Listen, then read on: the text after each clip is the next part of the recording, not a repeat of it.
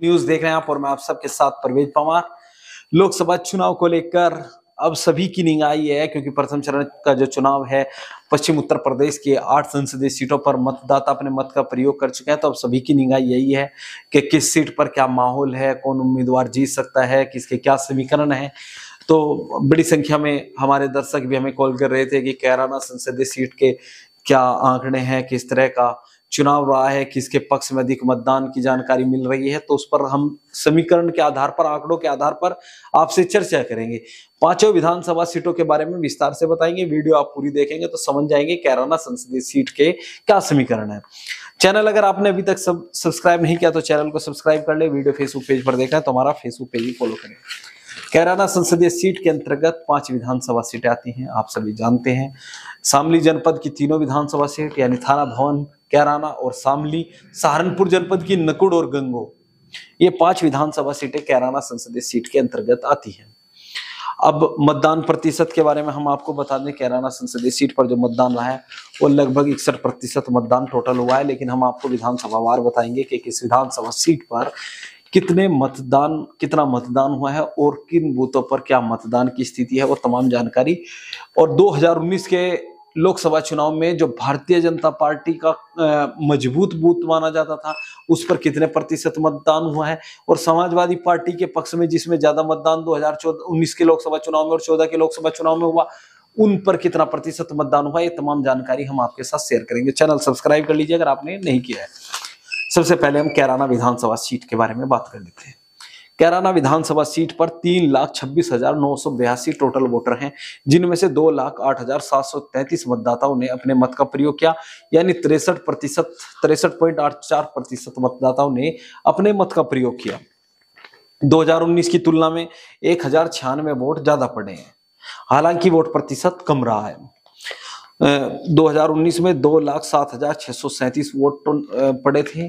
2,07,637 मतदाताओं ने अपने मत का प्रयोग किया था, जिसमें 1,01,524 वोट भारतीय जनता पार्टी के उम्मीदवार और सांसद प्रदीप चौधरी के पक्ष में 2019 के लोकसभा चुनाव में हुआ था।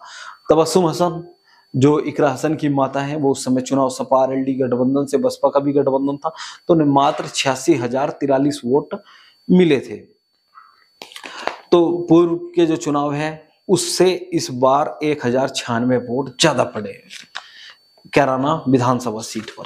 सबसे पहले हम बात कर लेते हैं कैराना कस्बा की। कैराना कस्बा क्योंकि बड़ा निर्णायक है और समाजवादी पार्टी के लिहाज से बड़ा महत्वपूर्ण भी है। यहाँ पर लगभग 68,260 मतदाता हैं, जिनमें से 45,015 मतदाताओं ने अपने मत का प्रयोग किया है। इन मतदाताओं में लगभग 80% मतदाता समाजवादी पार्टी के मतदाता हैं।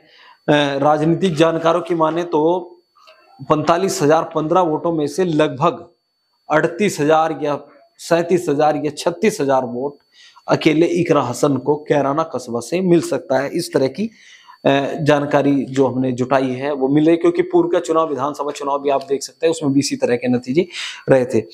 10 ऐसे बूथ हम आपको बताएंगे जहां पर सबसे ज्यादा वोटिंग हुई है, और 10 ऐसे बूथ भी बताएंगे जहां पर सबसे कम वोटिंग हुई है। आपको बता दें कि सबसे ज्यादा वोटिंग जो हुई है वो गंदरऊ कैराना विधानसभा सीट का गांव है, और 2017 के जो विधानसभा चुनाव हुए थे, क्योंकि उसके बाद के आंकड़े अभी हमें मिल नहीं पाए, इस बूथ पर 91.1% मतदान समाजवादी पार्टी के उम्मीदवार के पक्ष में हुआ था।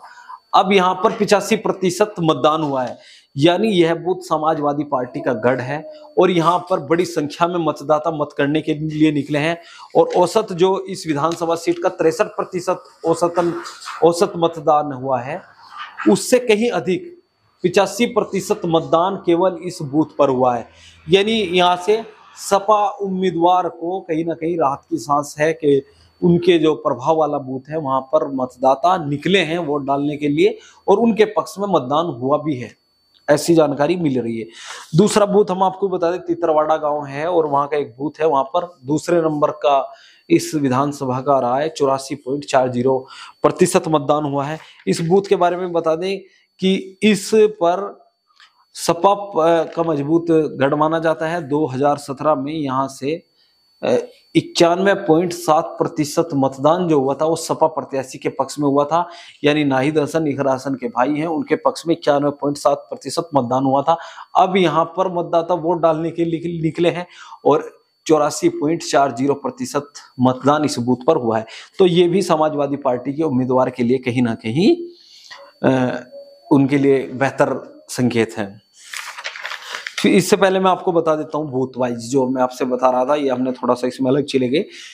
तीसरे नंबर पर बीबीपुर हटिया गांव है और वहां पर जो मतदान हुआ है 82.52% मतदान हुआ है और ये गांव भी मुस्लिम बाहुल्य है, सपा का गढ़ है, नाहिद हसन इकरा हसन के प्रभाव वाला गांव है। तो यहाँ पर भी मतदाता मतदान के लिए निकले हैं। तितरवाड़ा का दूसरा एक बूथ है, उसमें 82.27 यानी 82.27% मतदाताओं ने अपने मत का प्रयोग किया है, ये भी मुस्लिम बाहुल्य बूथ है। इसके अलावा तिसंग ये भी मुस्लिम बाहुल्य गांव है और यहाँ पर 82.08% मतदाताओं ने अपने मत का प्रयोग किया है। फतेहपुर यहाँ पर 80.67% मतदाताओं ने अपने मत का प्रयोग किया है। सुनेटी यहाँ पर 81.18% मतदाताओं ने अपने मत का प्रयोग किया है, ये भी नाहिद हसन और इकरा हसन के प्रभाव वाला क्षेत्र है, उनके सजातीय वोटर यहाँ पर हैं। बराला ये भी एक बड़ा गांव है और नाहिद हसन के प्रभाव वाला गांव है। हालांकि राष्ट्रीय लोकदल के जो जिला अध्यक्ष हैं चौधरी वाजिद अली जी, वो भी इसी गांव से आते हैं। यहाँ पर भी मतदाता मतदान के लिए निकले हैं, बड़ी संख्या में सपा उम्मीदवार को यहाँ से वोट मिलते रहे हैं। यहाँ पर 80.35% मतदान हुआ है। और 10वें नंबर पर गुर्जर बारात घर जो कैराना कस्बे का है, उस पर जो बूथ लगा था उस पर 80% मतदाताओं ने अपने मत का प्रयोग किया। ये मुस्लिम गुर्जर बाहुल्य क्षेत्र है ये भी, तो बड़ी संख्या में वोटर यहाँ पर वोट डालने के लिए निकले हैं। और ये कहीं ना कहीं जो सपा उम्मीदवार है इकरा हसन, उनके लिए एक राहत की भरी खबर है कि उनके जो वोटर हैं, उनका जो प्रभाव वाला क्षेत्र है वहां पर वोटर वोट डालने के लिए गया है। इसके अलावा 10 ऐसे बूथ भी बताएंगे जहां पर मतदान प्रतिशत बहुत कम हुआ है। उनमें सबसे पहले ऊन का डीएवी इंटर कॉलेज है, उसमें एक बूथ है, वहां पर मात्र 32% मतदाता अपने मत का प्रयोग कर पाए हैं। ऊन नगर पंचायत है, कैराना विधानसभा सीट के अंतर्गत आती है और ये जाट बाहुल्य क्षेत्र है। जो चल रहा था कि भारतीय जनता पार्टी और आरएलडी का गठबंधन हुआ है, तो बड़ी संख्या में जाट मतदाता भारतीय जनता पार्टी के पक्ष में वोट करेंगे, लेकिन भारतीय जनता पार्टी के मतदाता के पक्ष में वोट करने के बजाय मतदाता वोट डालने के लिए नहीं निकले, जिसका नतीजा यह है कि 32.75% मतदान ही इस पर हुआ है। ये एक गांव है रंगाना कश्यप जाट इस गांव में है और मात्र वोट प्रतिशत रहा है 36.73%। ये कहीं ना कहीं भारतीय जनता पार्टी के लिए बड़ी समस्या खड़ा कर रहा है। इसके अलावा कक्ष संख्या 3 है, डीएवी जो इंटर कॉलेज है उनका, उसका वहां पर मात्र 38.85% मतदान हुआ है। ये जो मैं बता रहा हूं आपको, ये औसतन से भी 20% से 30% कम मतदान हुआ है। यानी जो औसत मतदान है 63.84, जैसे कुछ गांव में 85 हुआ है, यानी वहां पर 20-22% ज्यादा हुआ है। जहां पर सपा उम्मीदवार के प्रभाव वाला क्षेत्र है डुढार, प्रदीप चौधरी जो भारतीय जनता पार्टी के उम्मीदवार हैं, उनके सजातीय वोटर इस गांव में है और यहाँ पर कक्ष संख्या 3 एक बूथ था और वहां पर मात्र 42.98% मतदाता ने अपने मत का प्रयोग किया, यानी 43% मतदाताओं ने। शेखुपुरा ये भी गुर्जर बाहुल्य बूथ है, कक्ष नंबर 1 में मात्र 44.31% मतदान हुआ है। और टोडा ये शायद जाट बाहुल्य गांव है, 45% मतदान इस गांव में हुआ है। जो हमने शेखुपुरा बताया, ये बीजेपी 2014 और 17 में, यहाँ से 14 में तो यहाँ भारतीय जनता पार्टी के उम्मीदवार के पक्ष में 99.9% मत मिले थे उनको, यानी जो टोटल वोट पड़े थे उनका 99.9% मतदान भारतीय जनता पार्टी के पक्ष में हुआ था। 2017 में थोड़ा कम हुआ 81.8, लेकिन इस बार यहाँ कुल मात्र मतदान जो हुआ है वो 44.31% मतदान हुआ है। ये रंगाना जो गांव मैंने आपको बताया, जहां पर मात्र 36.73% मतदान हुआ। ये भी भारतीय जनता पार्टी का मजबूत गढ़ रहा है। 2014 में यहाँ पर 72.8% मतदाताओं ने भारतीय जनता पार्टी के पक्ष में मतदान किया था और 2017 में यह संख्या बढ़कर 84.6% हो गई थी। यानी ये बूथ भी भारतीय जनता पार्टी का मजबूत गढ़ माना जाता है। लेकिन यहाँ पर वोट प्रतिशत आप देख सकते हैं 36.37% है। यही कुछ आंकड़े हम आपको हर विधानसभा वार बता रहे हैं। वीडियो बड़ा हो सकता है, लेकिन आप देखेंगे तो पूरा इसमें हम आकलन करें, बड़ी मेहनत हमने इस पर की है और बूथ वाइज तमाम ये जानकारी जुटाई है, तब जाकर हम आपको अपडेट दे रहे हैं। इसके अलावा ढूढ़हार जो हमने गांव बताया, मात्र 42.98% यानी 43% मतदान वहां पर हुआ। ये 2014 में इस गांव का जो वोट प्रतिशत था भारतीय जनता पार्टी के प्रत्याशी के पक्ष में, वो 96.7% यानी एक तरफा भारतीय जनता पार्टी का गढ़ ये क्षेत्र माना जाता था। इसके उल्ट हम आपको पूर्व में बता चुके हैं, जो अब दूसरा इसका पहलू है कैराना विधानसभा में, हम आपको समझा दें, जहां पर समाजवादी पार्टी के उम्मीदवार का क्षेत्र है, यानी जो बूथ समाजवादी पार्टी के मजबूत बूथ माने जाते हैं, जहां पर 90 से 95% वोटर सपा प्रत्याशी के पक्ष में वोट डालते रहे हैं, चाहे वो 2014 का लोकसभा चुनाव हो या 2014 का विधानसभा उपचुनाव हो या 2017 का विधानसभा चुनाव हो या 2019 का लोकसभा चुनाव हो। इन बूथों पर 90% से अधिक सपा प्रत्याशियों को वोट मिलते रहे।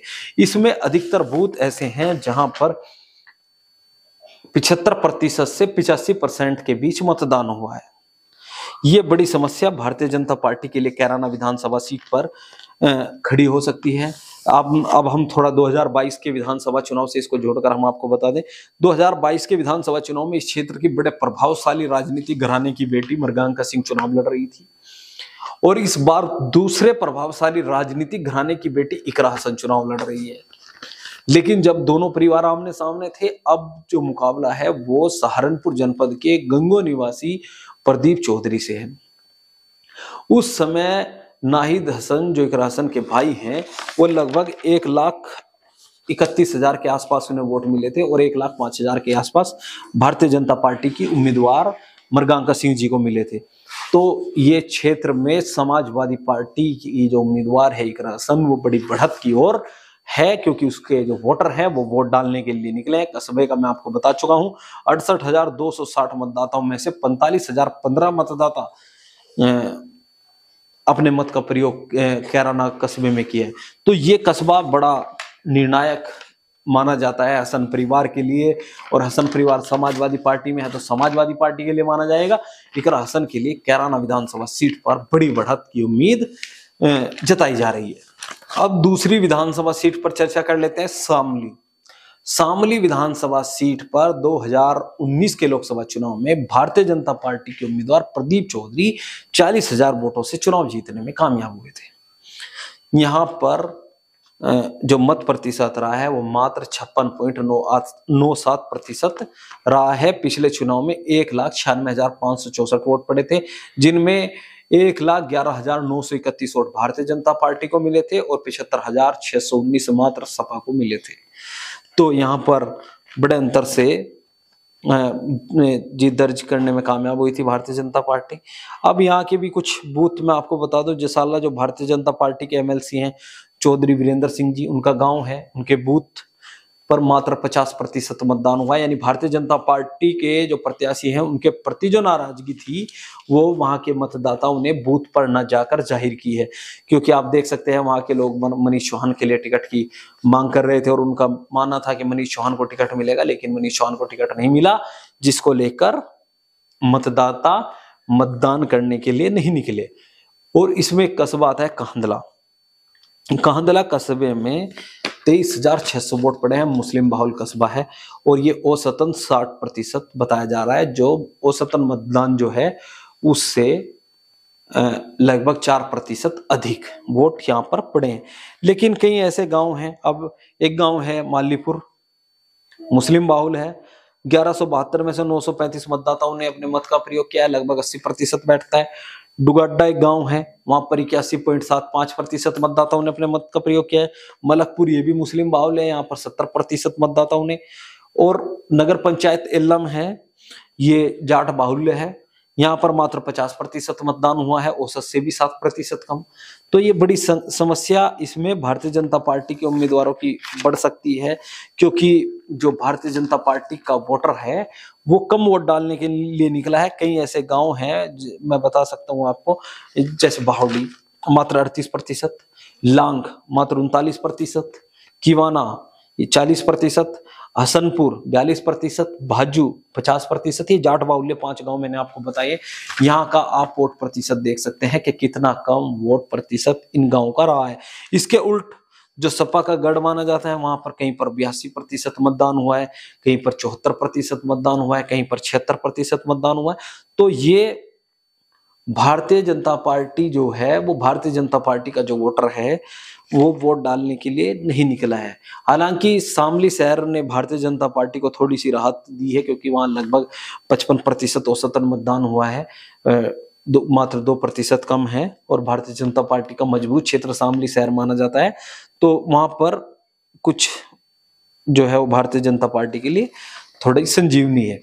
तो कुल मिलाकर इस सीट पर जहां 40,000 की बढ़त 2019 के लोकसभा चुनाव में भारतीय जनता पार्टी ने बनाई है, अब जिन गांव में जो मैं आपको गांव बताए हैं, जसाला बताया है, इसके अलावा और भी कई गांव हैं, वहां पर सपा प्रत्याशी की सेंधमारी है।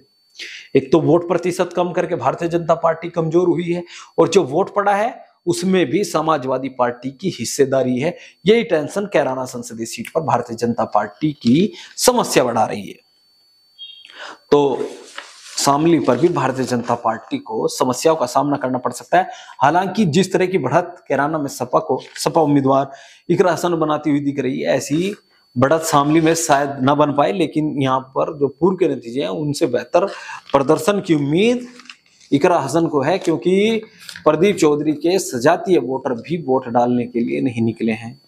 इसके अलावा थाना भवन जो शामली जनपद की तीसरी विधानसभा सीट है, यहाँ पर भी वोट प्रतिशत भारतीय जनता पार्टी की टेंशन बढ़ा रहा है। हम आपको एक ओवरऑल जो 5 विधानसभा सीटों पर देखने को मिला है, उसमें जाट, राजपूत मतदान उनके जो बाहुल्य के क्षेत्र हैं उसमें मात्र 38 से 40% मतदान हुआ है अधिकतर में। इसके अलावा कुछ ऐसा भी क्षेत्र है जो मुस्लिम बाहुल्य है, वहां पर 70-75% मतदान हुआ है। तो थाना भवन की थोड़ी मैं आपको बता देता हूँ। भैंसवाल एक बहुत बड़ा गांव है, जाट बाहुल्य गांव है, 36.37% मतदान वहां के बूथ संख्या 224 पर हुआ है। तो ये भारतीय जनता पार्टी के लिए बड़ी समस्या है, क्योंकि भारतीय जनता पार्टी को जाट मतदाताओं से बड़ी उम्मीद थी कैराना संसदीय सीट पर, क्योंकि आरएलडी और भाजपा के गठबंधन के उम्मीदवार प्रदीप चौधरी हैं। तो आरएलडी के सारे भारतीय जनता पार्टी चाहती थी कि जाट मतदाता उसके पक्ष में आएगा। अब 324 बूथ संख्या है करोदा हाथी, यहाँ पर मात्र 36% मतदान हुआ है। पिंडोरा एक गांव है, बूथ नंबर 13, मात्र 38% मतदान हुआ है। और ताना गांव है, वहां पर भी 38% मतदान हुआ है। राजहट 43%, सिलावर 43%। ओवरऑल 3,31,707 वोटर इसमें हैं, और 1,87,452 मतदाताओं ने अपने मत का प्रयोग किया है। और सबसे कम 56.57% मतदान इसी विधानसभा सीट पर हुआ है। 5 विधानसभा सीटों में अगर मतदान में सबसे फिसड्डी कोई विधानसभा रही है तो थाना भवन विधानसभा रही है। तो थाना भवन विधानसभा सीट पर इसके आजू बाजू शामली है, वहां पर भी मतदान कम रहा है, लेकिन इसे 0.30% अधिक रहा है। तो 2019 के चुनाव हुए थे, उसमें बड़ी कामयाबी यहां से भाजपा को मिली थी। 1,02,264 वोट भाजपा को मिले थे 2019 में, और 90,214 जो तबस्सुम हसन थी, वो सपा प्रत्याशी थी, उनको मिले थे। तो यहाँ पर भी उम्मीद थी कि जो सपा की उम्मीदवार है इकरा हसन, यहाँ पर भी उनको बढ़त बन सकती है, क्योंकि जो उसका वोटर है वो वोट डालने के लिए नहीं निकला। अब ओवरऑल शामली जिले की कैराना, शामली और थाना भवन तीनों विधानसभा सीटों पर सपा के लिए राहत की सांस है कि उसका जो वोटर है वो वोट डालने के लिए निकला है। लेकिन भारतीय जनता पार्टी के जो परंपरागत मतदाता रहे हैं वो वोट डालने के लिए बूथ तक नहीं गए हैं। अब सहारनपुर जनपद की गंगो विधानसभा, भाजपा को बड़ी बढ़त मिलती है। और कुछ ऐसे गांव बताएंगे जहां 2019 में भारतीय जनता पार्टी के प्रत्याशी के पक्ष में 98% मतदान हुआ था। गांव में गुडम कैराना संसदीय सीट की गंगो विधानसभा सीट पर आता है। 98% मतदाताओं ने उस समय, जो कुल मतदाता थे जो पड़े थे, उनमें से 98% मतदाताओं ने भारतीय जनता पार्टी के उम्मीदवार के पक्ष में वोट किया था, यानी प्रदीप चौधरी को वोट दिया था। और इस बार वहां पर वोट प्रतिशत जो मात्र रहा है वो 59% रहा है। मोहम्मदपुर गुर्जर, यहाँ पर 2019 के लोकसभा चुनाव में 96.9% मतदाताओं ने, जिन्होंने मत किया था उनमें से 96.9% मतदाताओं ने भारतीय जनता पार्टी के प्रत्याशी के पक्ष में वोट किया था। गुड़म में जो 98% हुआ था, इसके अलावा बीएसपी को गया, बीएसपी और सपा का गठबंधन था, इस वजह से सपा को कुछ वोट गया था। जेहरा में 84.2% मतदाताओं ने अपने मत का प्रयोग जो है वो भारतीय जनता पार्टी के उम्मीदवार के पक्ष में किया था। लेकिन इस बार यहाँ पर वोट प्रतिशत कम होने के चलते भारतीय जनता पार्टी के प्रत्याशी की टेंशन बढ़ रही है। बनेड़ा खेमचंद, राजपूत बाहुल्य गांव, यहाँ पर 90% मतदाताओं ने भारतीय जनता पार्टी के पक्ष में वोट किया था। लेकिन इस बार यहाँ पर मतदान मात्र 66% हुआ है। दलहेड़ी, ये भी राजपूत बाहुल्य गांव है, 92% मतदाताओं ने, भाजपा का गढ़ माना जाता है ये क्षेत्र जो हम आपको बता रहे हैं, जहां से 90% से अधिक, जिस बूथ से 90% से अधिक वोट भारतीय जनता पार्टी के उम्मीदवार को पड़ रहे हैं, वहां पर मात्र 57% मतदान हुआ है। जबकि गंगो विधानसभा सीट का औसत मतदान जो है, यानी गंगो विधानसभा का ओवरऑल देखें तो 63.34% मतदाताओं ने मत का प्रयोग किया है, उससे भी 6-7% कम मतदान यहाँ पर हुआ है। काशीपुर, ये भी राजपूत बाहुल्य गांव है, मात्र 59% मतदान हुआ है।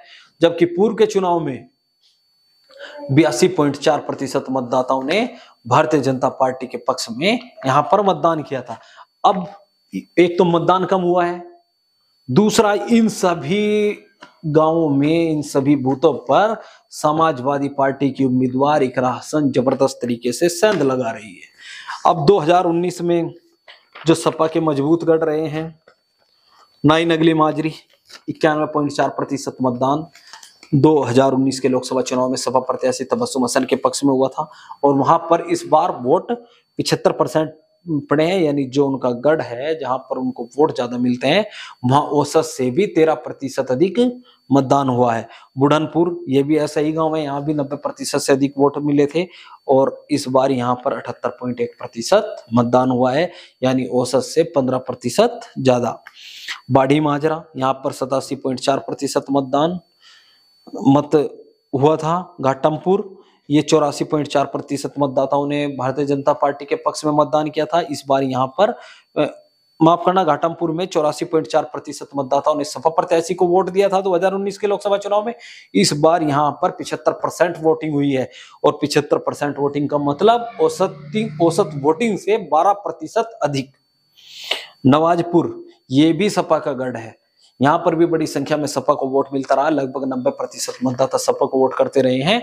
यहाँ पर 83% मतदान हुआ है, यानी औसत मतदान से 20% अधिक। लखनौती और टिडोली, इनमें लगभग 76% मतदान हुआ है। ये भी समाजवादी पार्टी का मजबूत वोट वाला क्षेत्र है और समाजवादी पार्टी के उम्मीदवार को यहाँ से बड़ी उम्मीदें हैं।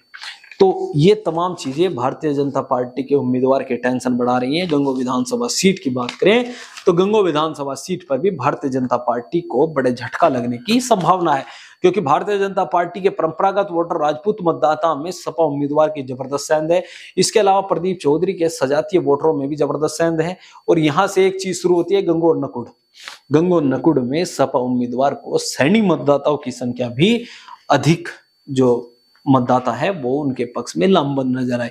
हो सकता है कि सैनी बाहुल्य गांव में समाजवादी पार्टी के उम्मीदवार जो इकरा हसन है, वो भारतीय जनता पार्टी के उम्मीदवार प्रदीप चौधरी को सैनी बाहुल्य गांव में मात दे दे। ऐसा हो सकता है, क्योंकि जिस तरह का हमें फीडबैक मिला है उसके बारे में ही हम आपको बता रहे हैं। अब अंतिम नकुड़ विधानसभा, इस विधानसभा सीट पर मतदान सबसे बेहतर हुआ है और 70.58% मतदान हुआ है। लेकिन यहाँ पर ये एक मात्र ऐसी विधानसभा सीट है जहां पर तबस्सुम हसन 2019 के लोकसभा चुनाव में भी जीत दर्ज करने में कामयाब हुई थी। उन्हें मात्र 5000 वोटों से 2019 के लोकसभा चुनाव में यहाँ से जीत दर्ज करने में कामयाब हुई थी और ये उनके प्रभाव वाला क्षेत्र है। 70% मतदान हुआ है। मतदान का कुछ बूथ ऐसे हैं जहां पर भारतीय जनता पार्टी के बाहुल के जो है, जैसे टाबर, राजपूत बाहुल्य, वहां पर वोट कम हुआ है। लेकिन सबसे बड़ी बात इस विधानसभा सीट पर यह है कि सैनी मतदाताओं का लगभग 70% मतदान समाजवादी पार्टी की उम्मीदवार इकरा हसन के पक्ष में हुआ है। इस तरह की जानकारी हमें मिली है। हालांकि जब वोट खुलेंगे तभी सही जानकारी हम आपको दे पाएंगे, लेकिन जिस तरह के अनुमान लगा जा रहे हैं, ओवरऑल कैराना संसदीय सीट पर समाजवादी पार्टी की उम्मीदवार इकरा हसन भारतीय जनता पार्टी की टेंशन बढ़ा रही है और कैराना संसदीय सीट पर समाजवादी पार्टी मजबूती से चुनाव लड़ी है। हर वर्ग में समाजवादी पार्टी को वोट मिला है, हर जाति में समाजवादी पार्टी की उम्मीदवार इकरा हसन ने सेंध लगाई। और भारतीय जनता पार्टी के कुछ नेताओं से हमारी बात हुई तो उनका मानना यह है कि जो जाट वोटर है वो भी 10 से 20% इकरा हसन के पक्ष में गया है। इसके अलावा सैनी वोटरों को लेकर उनकी राय है कि 70% से अधिक वोट सपा के पक्ष में गंगू और नकुड़ विधानसभा का गया है। यहां तक कि प्रदीप के सजातीय वोटरों में भी इकरा हसन ने जबरदस्त सेंध लगाई है। तो कैराना संसदीय सीट का कुछ बूथ वाइज आंकड़े हमने आपको दिखाए। आपको वीडियो कैसी लगी और आप भी कैराना विधानसभा और कैराना लोकसभा सीट को लेकर अपनी राय कमेंट बॉक्स में रख सकते हैं कि आपको कैसा लगा, कि क्या जो हमने आपको जानकारी दी उसमें कितना आप सहमत हैं और आपको क्या लगता है कि इसमें ये बदलाव होना चाहिए। कमेंट बॉक्स में आप भी अपनी राय दे सकते हैं। आगे की अपडेट के लिए बने रहिए एलकेबी न्यूज के साथ।